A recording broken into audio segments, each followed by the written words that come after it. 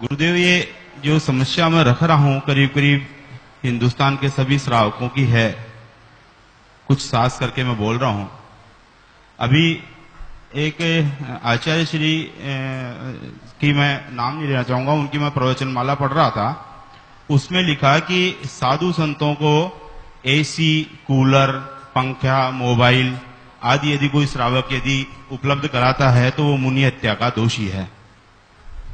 दूसरी तरफ कुछ श्रावक ये भी कहते हैं कि एसी वगैरह इस भयंकर गर्मी के अंदर ये तो पुण्य का कार्य है, और साधु संत भी उसको सहर्ष स्वीकारते हैं। एक महाराज जी का भी प्रवचन भी सुना, उन्होंने कहा कि वो साधु सदगति का भी पात्र नहीं है जो इन सुविधाओं का उपयोग करता है, और श्रावक के नमोस्तु का पात्र भी नहीं है। तो ऐसी स्थिति में हम श्रावक क्या करें? क्या आगम संगत है वो चीज हमको बताएं। दूसरा क्या है कि जैसे चौके लगाते हैं, कुछ महाराज माता जी, मेरे खुद के चौके में भी ये घटित हुआ कि दूसरे कमरे में गैस चल रही थी, चूल्हा चल रहा था, तो महाराज जी माता जी वापस लौट गई। और कुछ जो है महाराज वगैरह भी जो है गरम गरम पराठे सिखवाते हैं या गरम गरम चीजें लेते हैं। तो सही आदर्श स्थिति क्या है? कुछ लाइट का भी प्रतिबंध होता है कि साहब लाइट जलती हुई नहीं रहनी चाहिए, सूर्य का प्रकाश होता है। आपकी बात हो गई। मैं बहुत सार में ये बात कहना चाहूंगा। साधु संतों की चर्या में अनुकूलता बनाना श्रावकों का कर्तव्य है, लेकिन साधु पद की गरिमा को बचाते हुए। साधु महाव्रती होता है, उसने महाव्रत अंगीकार कर रखे हैं, और उसके महाव्रतों में अहिंसा व्रत है। अगर कूलर, एसी, पंखे का प्रयोग साधु के लिए किया जाता है तो उसमें स्पष्टतया जीव हिंसा है, उसका महाव्रत खंडित होता है। और जिन आचार्य की बात आप कह रहे हो या जिस भी साधु की बात कर रहे हो, उन्होंने बिल्कुल सही किया है कि साधु को आपने ऐसा उपकरण दिया या ऐसी सुविधा दी तो आपने मुनि मुद्रा को खंडित कर दिया, एक अपरिग्रही को परिग्रह बना दिया, परिग्रही बना दिया। तो ये एक प्रकार का दोष है, और इस प्रकार के दोषों से बचना चाहिए। जो लोग ये सोचते हैं कि अब प्रचंड गर्मी पड़ रही है, हम लोग जब ऐसी सुविधाओं का प्रयोग कर रहे हैं तो जैसे श्रावक वैसे साधु, साधु भी तो हमारे ही बीच से निकले हैं, तो उनके लिए हम अगर ऐसी फैसिलिटीज प्रोवाइड करते हैं तो हमें कुछ पुण्य ही मिलेगा। यह गलत सोच है। आप श्रावक हैं, हम साधु हैं। साधु वो है जो साधना करे, उसे साधुत्व की मर्यादा को बचा करके रखना चाहिए। जैसे एक मुद्रा है, मुद्रा आप रुपया चलाते हैं ना, रुपया कब चलता है? किसी भी कागज को रुपया बना देते हैं क्या? किसको रुपया मानते हैं? जिसमें रिजर्व बैंक की, गवर्नर की साइन होती है। वो साइन उल्टी पुल्टी होगी, रुपया चलेगा क्या? नहीं। तो ये मुनि मुद्रा है।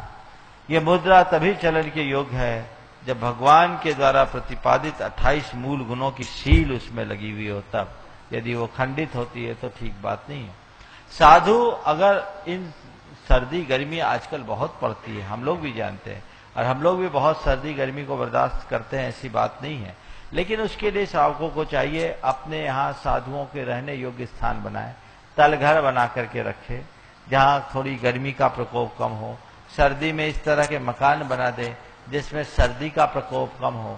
निर्वध आप अगर साधु की व्यवस्था करते हैं तो कोई बाधा नहीं, और सावध यदि आप व्यवस्था करते हैं निश्चयतः पाप के भागी होते हैं। आचार्य कुंद ने इसे घोर पाप कहा, निंदनीय कार्य कहा। और जो गर्म भोजन कर रहा है उसको बोलते हैं अधः कर्म। अधः कर्म की सेवा तो कतई नहीं करनी चाहिए।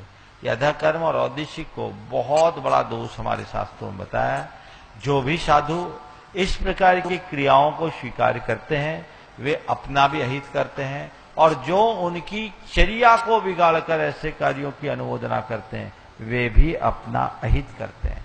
हमारी कोशिश होनी चाहिए। 2500 वर्ष हो गए भगवान महावीर को, उनके द्वारा प्रवर्तित मार्ग आगे भी निर्बाध इसी तरह से चलता रहे, ऐसा हमारा प्रयास होना चाहिए। उसमें कोई क्षति ना पहुंचे, श्रावकों की जिम्मेदारी है। आज ऐसी बात नहीं है कि हम लोग थोड़ा बर्दाश्त न कर पाए। मनुष्य जैसे जैसे चाहे वैसे वैसे सहन कर सकता है। मेरे संपर्क में बहुत से ऐसे गृहस्थ हैं जो हर स्तर की सुविधाओं को उपलब्ध करने की स्थिति में है, लेकिन खुद इस सुविधा का प्रयोग नहीं करते। तो साधुओं को तो उनसे ऊपर होना चाहिए। हम आपसे अपना स्तर ऊंचा नहीं रखेंगे तो आपको क्या प्रेरणा देंगे। इसी प्रकार आजकल फ्लैश का प्रयोग भी अंधाधुंध होने लगा। जो साधु शौचकूप में जाने लगे, फ्लैश में जाने लगे, समझ लो उनका कोई महाव्रत नहीं पल रहा, उनकी न प्रतिष्ठापन समिति पल रही है और न ही उनका अस्नान व्रत पल रहा है। क्योंकि फ्लैश में जाने के बाद उन्हें स्नान तो करना ही पड़ेगा, और फ्लैश में जाने वाले के पिच्छी कमंडल का क्या उपयोग। वहां तो सिस्टम से पानी जाएगा, वो कैसा पानी है ये विचार नहीं है।